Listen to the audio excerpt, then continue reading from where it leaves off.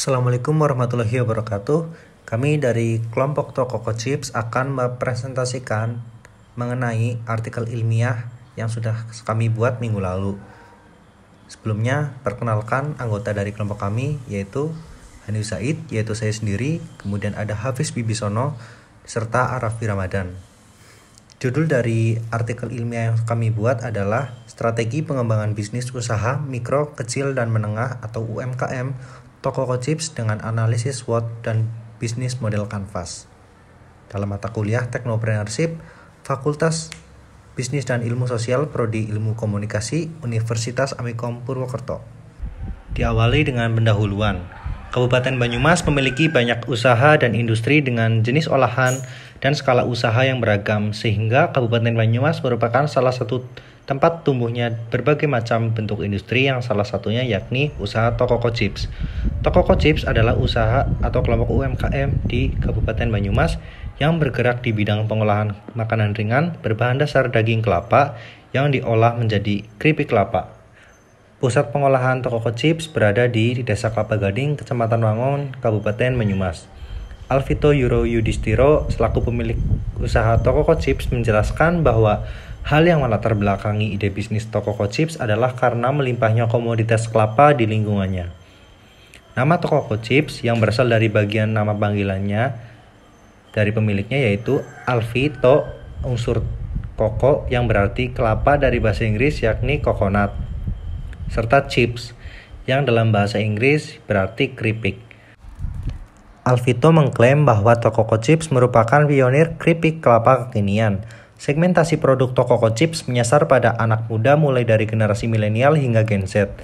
Memposisikan diri sebagai brand kekinian yang tumbuh dan berkembang membuat Tokoko Chips mudah diterima anak-anak muda yang suka dengan sesuatu yang baru, beda, unik, dan kekinian, serta yang berbau viral atau on-trend.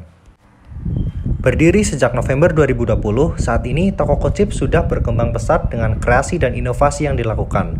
Pemanfaatan teknologi khususnya media sosial juga mendorong Tokoko Chips lebih dikenal dan diterima masyarakat hingga memperoleh banyak konsumen.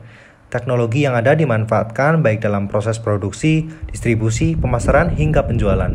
Dapat dikatakan, Tokoko Chips sebagai UMKM lokal di wilayah Kabupaten Banyumas ini merupakan salah satu produk dan bentuk implementasi teknopreneur.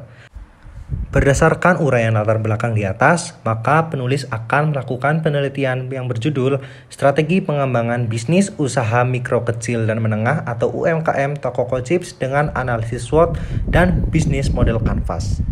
Kemudian pada bagian selanjutnya yaitu studi pustaka, topik utama atau masalah yang akan diteliti salah satunya yang pertama yaitu usaha mikro kecil dan menengah atau UMKM. Usaha mikro, kecil, dan menengah atau UMKM ini memiliki peranan penting dan strategis dalam perekonomian Indonesia. Peran penting UMKM tidak hanya berarti bagi pertumbuhan di kota-kota besar, namun juga berarti bagi pertumbuhan ekonomi di pedesaan. Hamid dan Iqbal 2017. Sugiono 2021 mendefinisikan UMKM sebagai salah satu sektor yang mempunyai peranan penting dalam pembangunan ekonomi. Sektor UMKM merupakan salah satu kekuatan utama dan vital yang mampu mendorong pembangunan ekonomi dan lapangan pekerjaan. Supardi et al. 2021. Dengan demikian, UMKM merupakan salah satu indikator utama yang dianggap mampu berkontribusi positif terhadap pertumbuhan ekonomi. Dalam Rizky et al. 2015. Teknopreneurship. Teknopreneur adalah pengusaha yang membangun bisnisnya berdasarkan keahliannya di bidang ilmu pengetahuan dan teknologi dan penghasilan produk inovatif yang berguna tidak hanya bagi diri sendiri tetapi juga bagi kesejahteraan bangsa dan negaranya. Jadi inti dari entrepreneurship adalah konsentrasi usaha, sustain work, inovasi ide, inovatif ide dan hasil yang menguntungkan profitable output. Dalam Hantoro 2011, Vernon Lewis et David 2008 menjelaskan analisis SWOT adalah suatu alat perencanaan strategi yang penting untuk membantu perencanaan untuk membandingkan kekuatan dan kelemahan internal organisasi dengan kesempatan dan ancaman eksternal. Thompson 2008 menyatakan analisis SWOT sangat simpel, tetapi merupakan alat bantu yang sangat kuat untuk membesar kapasitas serta menguasai ketidakefisien sumber daya perusahaan. Kesepakatan dari pasar dan ancaman eksternal untuk masa depan yang lebih baik lagi. Pendapat ini diperkuat dengan menyatakan bahwa analisis SWOT merupakan metode perencanaan strategi yang berfungsi untuk mengevaluasi kekuatan, kelemahan, peluang, dan ancaman suatu perusahaan. David Fed et 2003. Business Model Canvas (BMC). Canvas model bisnis Osterwalder mencoba memantapkan apakah pola menuju keberhasilan dengan memperhatikan kegiatan UMKM saat ini. Fisher dan Ali 2013. Berdasarkan penjelasan Osterwalder, Vigona dan Sweet 2010 bahwa kanvas bisnis model terdiri atas 4 dasar blok dan bisnis, yaitu penawaran, konsumen, infrastruktur, dan keuangan. Blok tersebut meliputi 9 komponen.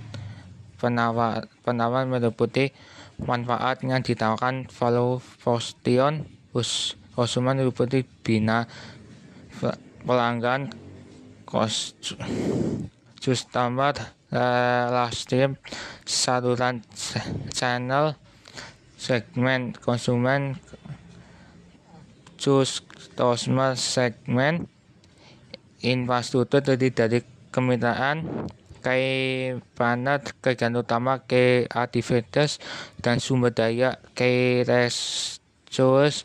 Sedangkan keuangan terdiri atas biaya, cost dan aliran pendapatan, revenue stream. Model penelitian. 1. Metode penelitian bersifat deskriptif, pendekatan kualitatif. 2. Teknik pengumpulan data, observasi, wawancara, studi literatur, dokumentasi, dan media sosial, media online. 3. Jenis data primer dan sekunder. 4. Informan penelitian. Olivto Yudhistiro, pemilik Cocok Tips. 5. Lokasi penelitian, tempat produksi Cocok di Desa Kapagating, Kecamatan Wango, Kabupaten Banyumas. 7. Metode analisis data, analisis SWOT, dan Business Model Canvas (BMC). Hasil dan pembahasan. 1. Gambaran umum UMKM Cocok. Cocok merupakan salah satu UMKM yang bergerak di bidang pengolahan keripik kelapa.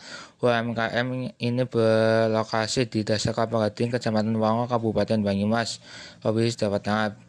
Berdiri sejak 16 November 2020. Cocok memiliki 5 varian rasa, diantaranya original, coklat, matcha, balado, dan chipsi, dengan varian warna kemasan yang berbeda. Pada label kemasan, selain mencantumkan merek dagang, dicantumkan pula berat, besar produk, komposisi bahan, label halal MUI, izin BPOM, nama UKM, serta masa kadaluarsa produk. Harga produk Cocok ditawarkan dengan harga 19.000 per bungkus. Distribusi Cocok dilakukan melalui 2 saluran, yaitu saluran pertama dari produsen langsung kepada konsumen akhir, dan saluran kedua dari produsen melalui reseller yang akan diteruskan ke konsumen akhir. Proses promosi dan pemasaran Cocok dilakukan melalui 2 jalur, yaitu online dan offline. Pemasaran melalui offline berupa penjualan kepada gerai atau reseller yang bermitra dengan Tokochip. Saat ini sudah ada 9 reseller yang disebar di wilayah kota Purwokerto. Adapun pemasaran yang dilakukan melalui online yang dilakukan Tokochip diantara memanfaatkan melalui media sosial seperti Instagram, YouTube, Facebook, dan WhatsApp. Oke, saya Hafid Wibisono akan melanjutkan mengenai hasil dan pembahasan.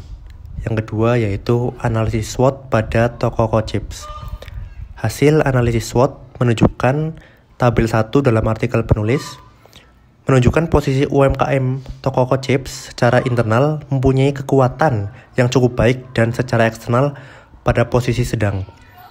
Selain itu, kondisi UMKM Tokochips saat ini sedang dalam posisi tumbuh dan membangun atau grow and build. Hasil analisis SWOT bukan merupakan strategi mutlak yang harus dilakukan oleh UMKM Tokochips. Metrik ini hanya menghasilkan rumusan alternatif strategi yang dapat dijadikan bahan pertimbangan oleh pihak UMKM Tokochips. Hal ini sesuai dengan teorinya yang menyatakan analisis SWOT sangat diperlukan dalam membuat kebijakan jangka panjang dengan memperhatikan faktor-faktor internal dan eksternal perusahaan berupa strength, weakness, opportunities, threat yang dihadapi perusahaan. Menurut Sodong Pesiagan 2000 dan Pierce dan Robinson 2008 dalam Inayati et al. 2018. Kemudian yang ketiga adalah analisis bisnis model Canvas pada Tokochips. Yang pertama yaitu ada customer segment. Customer segment pada Tokochips merupakan pelanggan bisnis seperti pedagang reseller serta pelanggan individu. Masukan untuk elemen ini sebaiknya Tokochips memiliki database dan menerapkan relationship marketing sehingga dapat semakin mendekatkan diri kepada konsumen. Yang kedua yaitu value proposition. Value proposition pada Tokochips adalah harganya yang terjangkau, kualitas produk yang terjamin, kemudahan dalam proses pembelian produk, serta pemberian harga khusus, fleksibilitas untuk para reseller. Masukan untuk value proposition Tokochips adalah memperluas jangkauan bisnis yaitu offline dan online, melakukan update produk secara berkala sehingga dapat selalu memuaskan konsumen, serta menyediakan alternatif pembayaran e-money seperti OVO, ShopeePay, GoPay, dan lainnya. Yang ketiga yaitu channel. Channel terhadap Tokochips memanfaatkan word of mouth. Masukan untuk channel Tokochips yaitu memanfaatkan teknologi untuk memperluas channel dengan membuka gerai resmi secara offline. Yang keempat yaitu ada customer relationship. Customer relationship Tokochips berupa pemberian potongan harga berupa diskon atau promo dari produk yang dijual. Yang kelima yaitu ada revenue stream. Revenue stream Tokochips adalah penjualan produk-produk dengan harga lebih fleksibel dibandingkan pasar dan pembayaran secara offline di toko.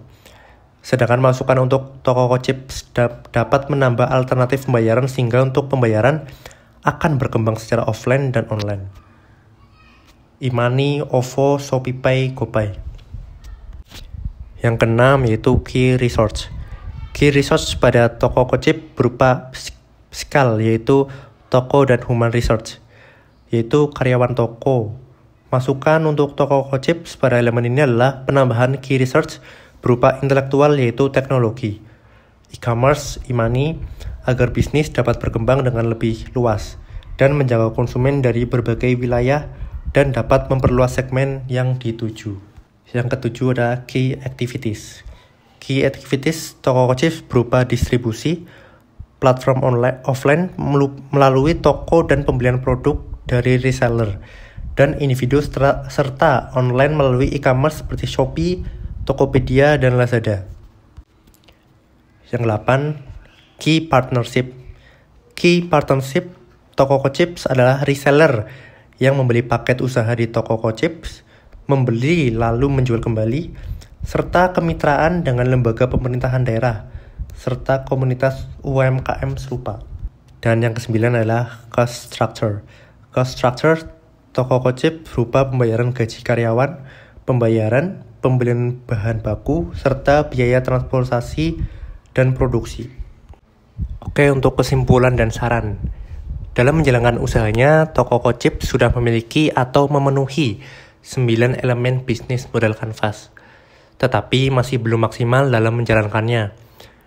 Dari 9 elemen bisnis model kanvas tersebut, toko Kochip masih perlu memperbaiki model bisnisnya. Dengan menganalisis bisnis model kanvas dari toko Kochip dengan analisis SWOT, toko Kochip memiliki kekuatan, kelemahan, peluang, dan ancaman dalam menjalankan usahanya. Hasil evaluasi dari analisis SWOT tersebut menghasilkan rekomendasi gambaran bisnis model kanvas yang baru untuk toko Kochip. Dari 9 elemen bisnis model kanvas yang dimiliki oleh toko Kochip, peneliti merekomendasikan bahwa toko Kochip perlu menambah aspek-aspek yang ada pada 9 elemen tersebut. Oke, terima kasih. Itulah hasil dari presentasi dari kerja kelompok kami. Mohon maaf apabila ada kesalahan dalam penulisan maupun kata-kata yang diucapkan. Semoga hasil penelitian ini dapat bermanfaat bagi para pembaca.